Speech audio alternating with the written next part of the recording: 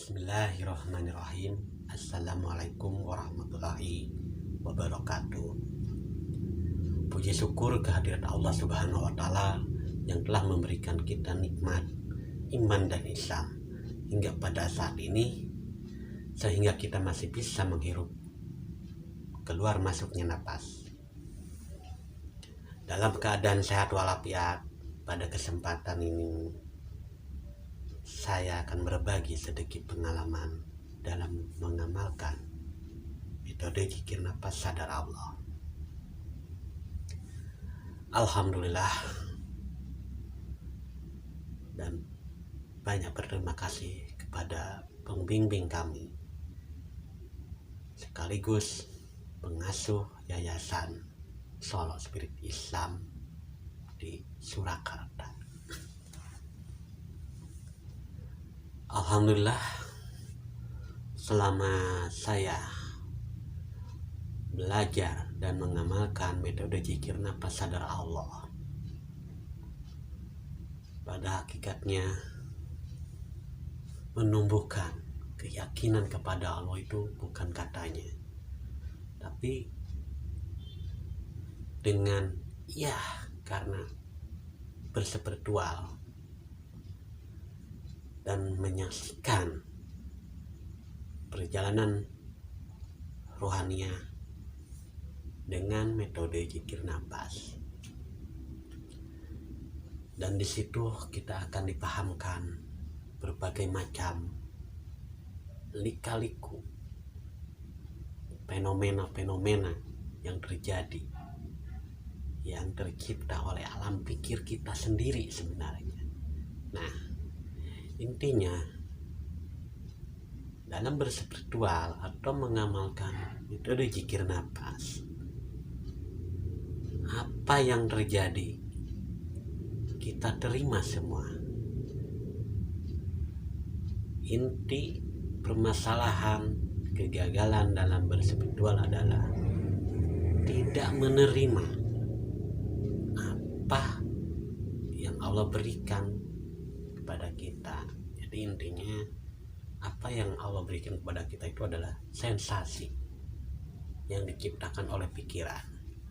Jadi kuncinya dalam berspiritual mengamalkan metode zikir nafas yaitu pasrah, menerima. Pasrah dan menerima itu dalam konteks kita rileks, santai, pikiran tenang. Setelah itu ikutin kehendak, yaitu maunya Allah. Kemana kita dibawa dalam alam jiwa, ya ikutin terus, jangan ada penolakan. Nah, penolakan itu di mana? Yaitu pikiran. Ketika kita dibawa ke alam ini, ke alam itu, pikiran ini bertanya, ini kemana ya? Nah, itulah namanya menolak. Karena kita pasrah, menerima, ya rileks, santai saja. Kuncinya adalah satu, menyadari keluar masuk napas ini. Setelah itu barulah dalam batin ikutin dengan asma Allah. Masuknya napas kita ikutin dalam batin, keluarnya napas kita ikutin dalam batin Allah. Terus secara kontinu terus kita latih, kita terus belajar dan belajar biar dipahamkan oleh Allah. Dalam perjalanan spiritual kita nanti akan menemukan suatu fenomena-fenomena yang Allah berikan kepada kita sebagai penjalan rohania. Setelah kita mengalami suatu perubahan karakteristik dalam jiwa kita, akan merubah kepada ruang lingkup kehidupan kita sebagai hamba, ruang lingkup kita sebagai manusia yang berdampingan dengan manusia lagi, yaitu hablum minanas. Kita tetap berbaur, jangan ada rasa sombong. Nah, di situ ketika merasa sombong, maka kita akan terprosok ke jurang kehinaan. Maka orang berspiritual santai, tenang, ya bersahabat dengan lingkungan, bersahabat dengan masyarakat. Nanti setelah kita benar-benar sadar Allah dan dipahamkan oleh Allah, satu, hidup kita akan teratur, hidup kita akan terbimbing dan termonitor, merasa terawasi dan diawasi. Oleh siapa? Ya oleh Allah. Itulah intinya sadar Allah, bukan mengingat Allah. Cukup kita menyadari bahwa diri kita ini adalah diatur oleh Allah dan siap menunaikan segala perintah Allah. Nah, dalam menerima perintah Allah atau amanah, kita harus benar-benar ikhlas menerima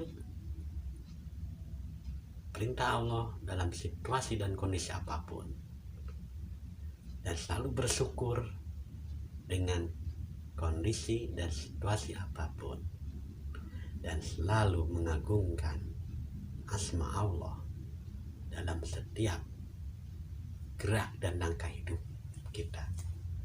Maka sangat beruntunglah orang-orang yang sadar Allah, karena akan menemukan suatu makna hidup dan menemukan kebahagiaan lahir dan batin,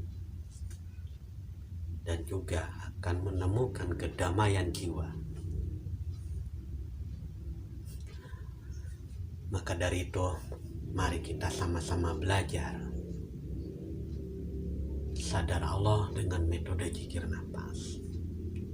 Karena apa? Di zaman era milenial ini banyak permasalahan hidup, baik individual maupun golongan. Nah, dengan sadar Allah, insya Allah akan memahamkan, dan Allah akan selalu menuntun kita ke jalan yang benar, dan Allah akan memberi amanah sesuai dengan peran kita masing-masing. Disitulah letak keutamaan seorang hamba atau manusia yang mengabdi, berkorban hanya kepada Allah, untuk Allah dan kembali kepada Allah. Karena apa? Kita sebagai hamba, apa yang mau kita banggakan? Tidak ada,